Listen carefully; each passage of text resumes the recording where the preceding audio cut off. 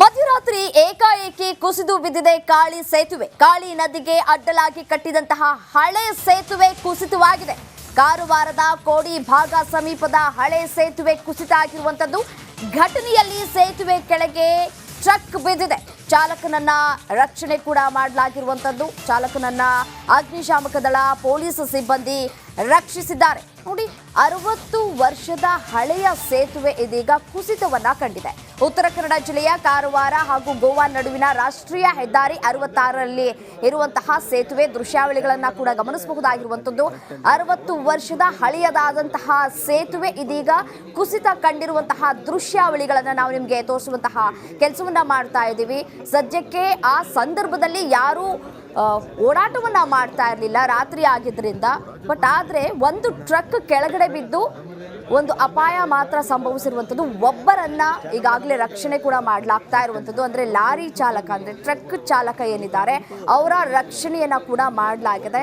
ಅವರಿಗೆ ಹೆಚ್ಚಿನ ಚಿಕಿತ್ಸೆಯನ್ನ ಕೂಡ ಕೊಡಿಸಲಾಗ್ತಾ ಇರುವಂಥದ್ದು. ಅತಿ ವೇಗವಾಗಿ ಹೋಗುವಂತಹ ರಸ್ತೆ ಆಗಿದೆ. ಅದೇ ರೀತಿಯಾಗಿ ಅತಿ ಹೆಚ್ಚು ವಾಹನಗಳು ಸಂಚರಿಸುವಂತಹ ಸೇತುವೆ ಇದಾಗಿದೆ. ಮಧ್ಯರಾತ್ರಿ ಆಗಿರೋದ್ರಿಂದ ಭಾರಿ ಅನಾಹುತ ತಪ್ಪಿದೆ. ಇನ್ ಕೇಸ್ ಏನಾದರೂ ಬೆಳಗ್ಗೆ ಆಗಿದ್ದಿದ್ರೆ ಸಾಕಷ್ಟು ಸಾವು ನೋವು ಸಂಭವಿಸುವಂತಹ ಸಾಧ್ಯತೆ ಇತ್ತು.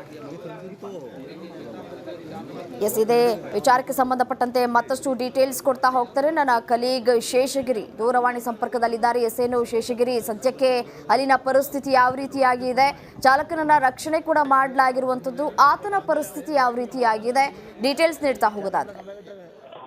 ಹೌದು ರಮ್ಯ, ಉತ್ತರ ಕನ್ನಡ ಜಿಲ್ಲೆಯ ಕಾರವಾರ ನಗರವನ್ನ ಸಂಪರ್ಕಿಸುವ ಈ ಸೇತುವೆ ಕಳೆದ ರಾತ್ರಿ ಕುಸಿದಿರುವಂತದ್ದು. ಗೋವಾ ಮತ್ತು ಕರ್ನಾಟಕವನ್ನು ಸಂಪರ್ಕಿಸುವ ಈ ಸೇತುವೆ ಬಹಳ ಹಳೆಯದಾದ ಸೇತುವೆ ಆಗಿತ್ತು.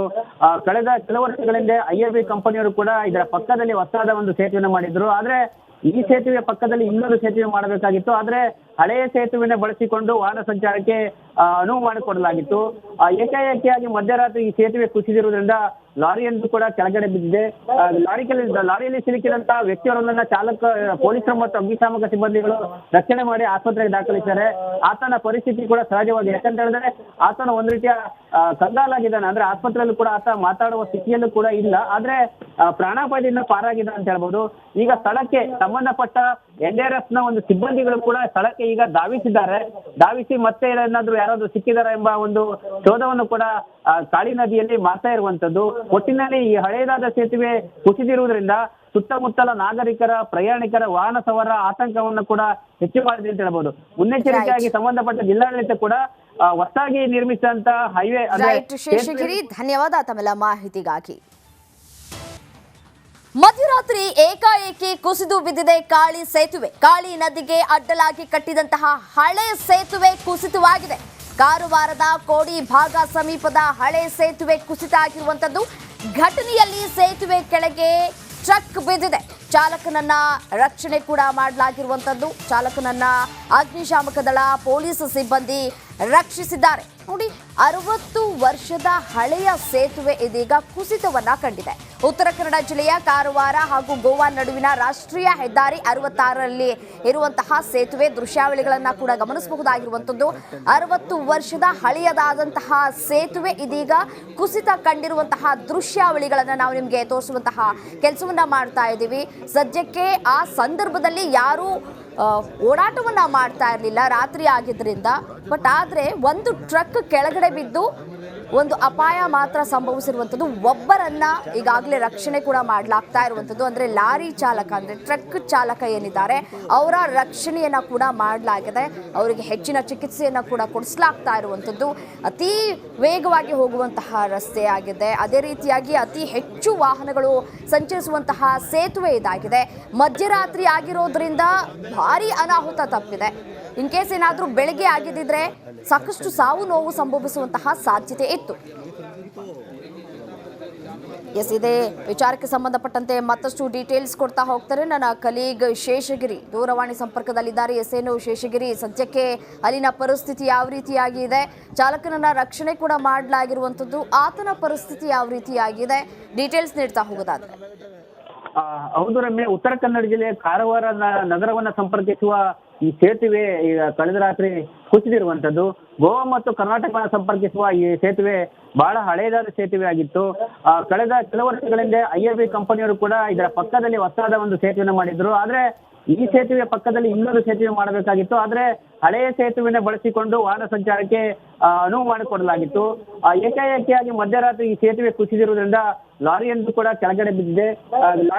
ಲಾರಿಯಲ್ಲಿ ಸಿಲುಕಿದಂತಹ ವ್ಯಕ್ತಿಯವರನ್ನ ಪೊಲೀಸರು ಮತ್ತು ಅಗ್ನಿಶಾಮಕ ಸಿಬ್ಬಂದಿಗಳು ರಕ್ಷಣೆ ಮಾಡಿ ಆಸ್ಪತ್ರೆಗೆ ದಾಖಲಿಸಿದ್ದಾರೆ. ಆತನ ಪರಿಸ್ಥಿತಿ ಕೂಡ ಸಹಜವಾಗಿ, ಯಾಕಂತ ಹೇಳಿದ್ರೆ ಆತನ ಒಂದ್ ರೀತಿಯ ಕಂಗಾಲಾಗಿದ್ದಾನೆ. ಅಂದ್ರೆ ಆಸ್ಪತ್ರೆಯಲ್ಲೂ ಕೂಡ ಆತ ಮಾತಾಡುವ ಸ್ಥಿತಿಯಲ್ಲೂ ಕೂಡ ಇಲ್ಲ. ಆದ್ರೆ ಪ್ರಾಣಾಪಾಯದಿಂದ ಪಾರಾಗಿದ್ದಾನೆ ಅಂತ ಹೇಳ್ಬೋದು.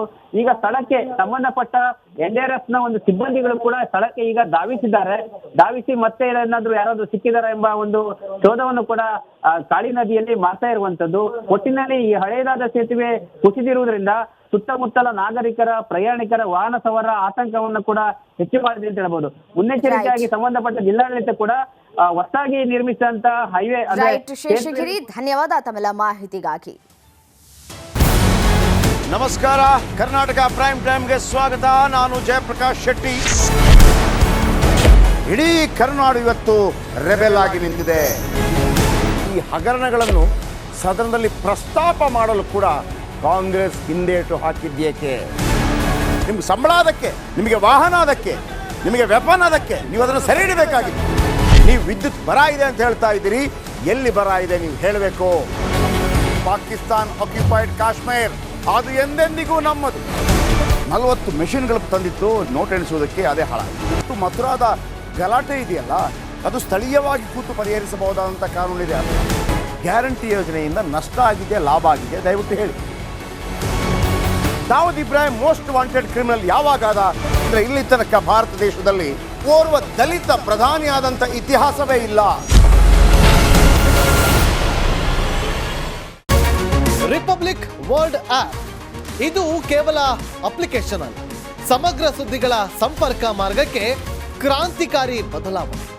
ರಿಪಬ್ಲಿಕ್ ವರ್ಲ್ಡ್ ಆಪ್ ಕೇವಲ ಸುದ್ದಿ ಅಪ್ಲಿಕೇಶನ್ ಅನ್ನ ಪರಿಚಯ ಮಾಡ್ತಾ ಇಲ್ಲ, ಬದಲಾಗಿ ಡಿಜಿಟಲ್ ಸುದ್ದಿ ಬಳಕೆಯ ಹೊಸ ಯುಗಕ್ಕೆ ನಾಂದಿ ಹಾಡ್ತಾ ಇದೆ. ಇದೊಂದು ಬ್ರೇಕಿಂಗ್ ನ್ಯೂಸ್, ಪ್ರಭಾವಶಾಲಿ ಕಾರ್ಯಕ್ರಮಗಳಿಗೆ ಗಟ್ಟಿಯಾದ ವೇದಿಕೆ. ರಿಪಬ್ಲಿಕ್ ವರ್ಲ್ಡ್ ಅಪ್ಲಿಕೇಶನ್ ಈಗ ಲೈವ್ ಆಗಿದೆ. ಗೂಗಲ್ ಪ್ಲೇ ಸ್ಟೋರ್ ಮತ್ತು ಆಪಲ್ ಆಪ್ ಸ್ಟೋರ್ ಎರಡರಲ್ಲೂ ಲಭ್ಯವಿದೆ. ಈಗಲೇ ಡೌನ್ಲೋಡ್ ಮಾಡಿ. ನಮಸ್ಕಾರ, ಕರ್ನಾಟಕ ಪ್ರೈಮ್ ಟೈಮ್ಗೆ ಸ್ವಾಗತ. ನಾನು ಜಯಪ್ರಕಾಶ್ ಶೆಟ್ಟಿ. ಇಡೀ ಕರ್ನಾಡು ಇವತ್ತು ರೆಬೆಲ್ ಆಗಿ ನಿಂತಿದೆ. ಈ ಹಗರಣಗಳನ್ನು ಸದನದಲ್ಲಿ ಪ್ರಸ್ತಾಪ ಮಾಡಲು ಕೂಡ ಕಾಂಗ್ರೆಸ್ ಹಿಂದೇಟು ಹಾಕಿದ್ದೇಕೆ? ನಿಮ್ಗೆ ಸಂಬಳ ಅದಕ್ಕೆ, ನಿಮಗೆ ವಾಹನ ಅದಕ್ಕೆ, ನಿಮಗೆ ವೆಪನ್ ಅದಕ್ಕೆ, ನೀವು ಅದನ್ನು ಸೆರೆ ಹಿಡಿಬೇಕಾಗಿತ್ತು. ನೀವು ವಿದ್ಯುತ್ ಬರ ಇದೆ ಅಂತ ಹೇಳ್ತಾ ಇದ್ದೀರಿ. ಎಲ್ಲಿ ಬರ ಇದೆ ನೀವು ಹೇಳಬೇಕು. ಪಾಕಿಸ್ತಾನ್ ಆಕ್ಯುಪೈಡ್ ಕಾಶ್ಮೀರ್ ಅದು ಎಂದೆಂದಿಗೂ ನಮ್ಮದು. 40 ಮೆಷಿನ್ಗಳು ತಂದಿತ್ತು ನೋಟ್ ಎಣಿಸುವುದಕ್ಕೆ, ಅದೇ ಹಾಳಾಗಿತ್ತು. ಮಥುರಾದ ಗಲಾಟೆ ಇದೆಯಲ್ಲ, ಅದು ಸ್ಥಳೀಯವಾಗಿ ಕೂತು ಪರಿಹರಿಸಬಹುದಾದಂಥ ಕಾನೂನಿದೆ. ಅದು ಗ್ಯಾರಂಟಿ ಯೋಜನೆಯಿಂದ ನಷ್ಟ ಆಗಿದೆ, ಲಾಭ ಆಗಿದೆ, ದಯವಿಟ್ಟು ಹೇಳಿ.